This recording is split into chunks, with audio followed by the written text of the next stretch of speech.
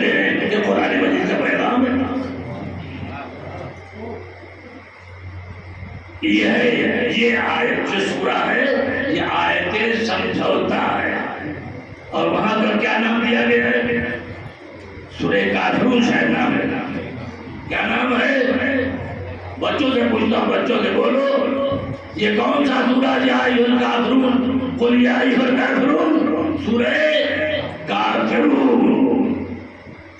اور میرے حساب سے اردو میں کہوں تو سورہ سمجھوتا. وَإِذَا تُتْلَىٰ عَلَيْهِمْ آیَاتُ بَدِّلْ ہو بدل دیجیے. کو دو باتیں ہیں، دو نظریات ہیں، دو ذہنیت ہیں.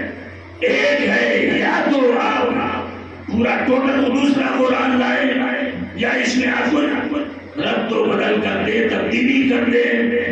کیا ہے یہ؟ پیغمبر اسلام کے زمانے کا ہے. یہ آیت ہے. اب قرآن مجید کہتا ہے قل ما یکون لی ان ابدلہ. قرآن مجید پورا راستہ نظریہ بنا دیتا.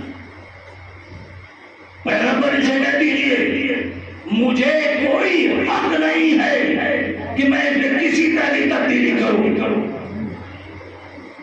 ایک تو یہ ہوگا کہ اللہ نے کہہ دیا اس لیے نبی نے کہہ دیا، یعنی اللہ نے کہلوا دیا تو نبی نے کہہ دیا.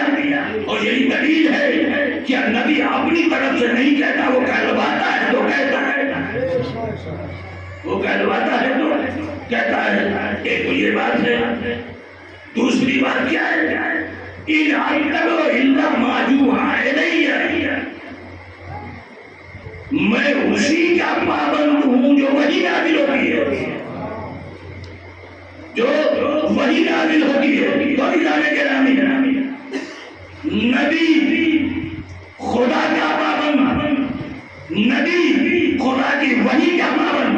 اب وہ والذین معه اشداء علی الکفار کے مزاج کو آپ سمجھیں کہ یہ کون لوگ ہیں جو قرآن مجید کہتا ہے کہ یہ سخت ہے، کافروں پر سخت ہے. وہ کون لوگ ہیں؟ نبی خدا کے فرمان کا پابند، نبی خدا کے وحی کا پابند، نبی خدا کے حکم کا پابند، علی نبی کا پابند.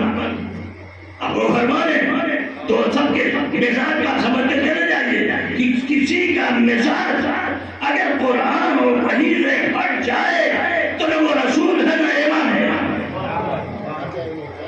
نہ وہ رسول ہے نہ وہ امام ہے.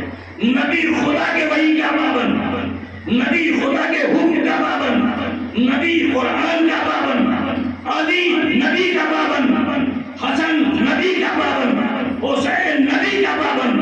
عزیزان گرامی جب اتنی سختی نبی کے اوپر تھی کہ میں وحی کے خلاف کچھ نہیں کہہ سکتا، تو عزیزان گرامی اب یہ بتائیے علی بیعت کیسے کر لیتے، حسن بیعت کیسے کر لیتے، حسین بیعت کر لیتے، عزیزان گرامی کیسے بیعت کر لیتے؟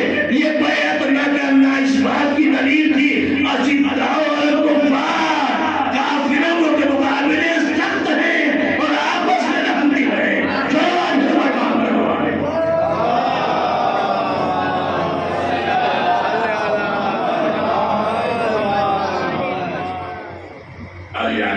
بات کو سمجھتے ہیں.